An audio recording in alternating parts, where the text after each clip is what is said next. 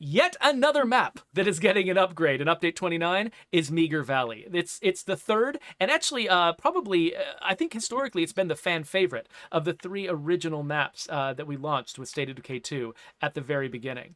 So I'm in the process of reloading a new community so I can show Meager Valley in person. But Brant, do you want to talk a little bit about what's going on, like the artistic decisions that were made here in Meager Valley?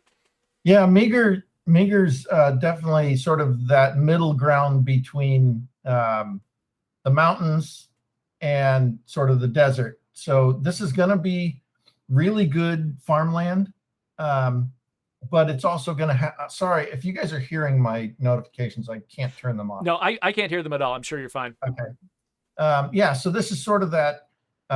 If you're familiar with Eastern Washington, you come out of the mountains, and you got a nice long drive down towards the Columbia River, and this is sort of where you're at in Meager Valley.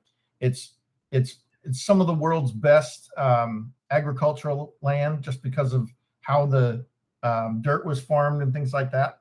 But it's also very Americana in that, that small farming community that is just about everywhere, and hopefully not dying away, but Meager is still holding on.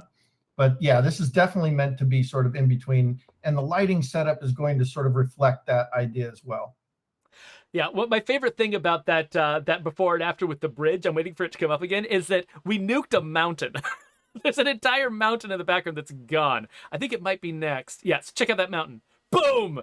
It actually reminds me of when I used to live in Yorba Linda, California in the late 90s. There was a mountain on the horizon when I moved there that slowly, they just got a bunch of bulldozers and they just slowly bulldozed the mountain down layer by layer and then built a neighborhood on top of it.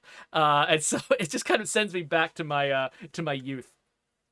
That's our representation of the before and after of Mount St. Helens. Yeah, there you go.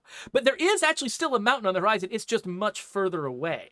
If you watch that, and so it's basically. I mean, do you want to sort of like characterize like why sort of the mountains are pushed back and it doesn't have that same sort of domineering presence?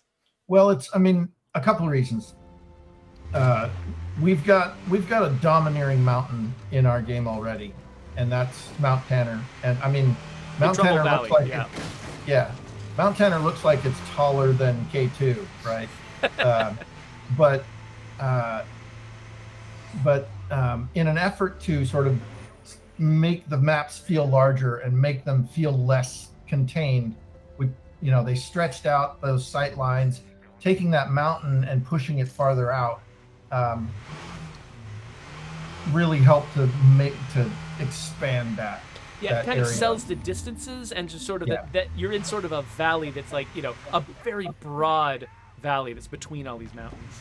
Right, and you're not quite as close to the mountains as, say, Cascade Hills or Providence Ridge, where you're right in the mountains, right? So we definitely wanted to give this place again, this map should have its own sort of spot on the map that it feels like it belongs in, and right next to the mountain, right next to a large mountain, was not aiding that at all. So pulled it a little bit away, gave it its own space.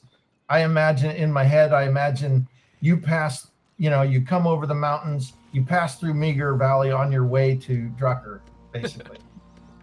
So I'm going to climb up here because I really want to get a nice view of these windmills again. So this is 6 a.m. This is during sunrise. I just really want to get a view of these sort of windmill silhouettes that we've got against this really bright sky. Just look how blindingly bright that sky is with these windmills moving in the foreground. I really love the way this looks. Yeah, I mean, I could stare at this for a long time. This is kind of what I'd always hoped our game would look like, and it makes me really happy that we're here at this point. And then I'll switch it over to noon. And super thankful that everyone out there has been supporting the game long enough that we could make almost 30 freaking updates to it to continue to make it better. I can't believe if you'd told me like 3 or 4 years ago that we'd be on update 29 at this point.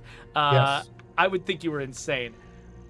I love, by the way, so where Drucker had sort of this kind of a red tone to it, and and Cascade was sort of had a little bit of, it was originally green, has a little bit more bluish now. Like we've got this white fog that comes in and just really sort of like, it kind of washes things out in this sort of like beautiful and kind of naturalistic feel. You can really feel the distances from here to the horizon, which is really, really nice. Yeah, those farther mountains really add a massive amount of depth to this. So just super glad that we got that. These are the kind of sight lines that make Washington one of the most beautiful places in the whole world. Yeah, no, I agree. And then when the sun is about to go down, a lot of that mist sort of goes away, and you can sort of like, you can see a little bit further. It loses a little bit of the depth, but then it gets sort of like, there's just a different sort of like reddish sort of sunsetty tone that it takes on at this point. Sort of feel the dusk starting to encroach. I'm gonna come down here, start driving around a little bit more, and then maybe we'll have a look at the way it looks at night. Oh, so we are getting questions about the release date of all of this in the chat. We're going to answer that at the end of the stream. So yeah, so don't worry about it. We are going to give you some. We won't be able to be 100% precise, but you will get a sense of the time frame that we're aiming at. So I just love sort of the variance of colors here. It's like you got this kind of like, some reddish stuff in the foreground, the pale blue mountains in the background, and the pink clouds lit by the sun as it's going down. It's just, I don't know. It just feels like just all these sort of different colors and brightnesses going deep into the frame. It just really sort of sells the distance that's involved. I'm going to switch it to midnight so we can sort of see what it looks like when it's really super dark. And yeah, suddenly all that distance goes away and it kind of encroaches in, and now you can just see what's in front of your face. You can see some of the distance there, more than you ever could before, but it's still, the difference is still pretty big. It's a little bit more claustrophobic here at night. Yeah, part of the reason why we went with this, semi-lit, quote-unquote Hollywood night is because it is really hard to navigate around the map if you don't have any reference points. And so even a horizon line, even if it's really faint, or just being able to see some of the trees a little farther away, something like that, gives you an idea of where you are and how to navigate around the map. So while we did lose some of that ridiculous jump scare horror out of nowhere kind of feel, in the darkest night, I think it was worth it just on a quality of life level to allow you to be able to move around a little bit easier. Yeah, we have a fair number of players who like to turn off their HUD when they play, and that's for a lot of different reasons. Some of them are really good screenshotters who don't want anything in the way. Some of them just really like sort of the the added immersion you get from having no HUD.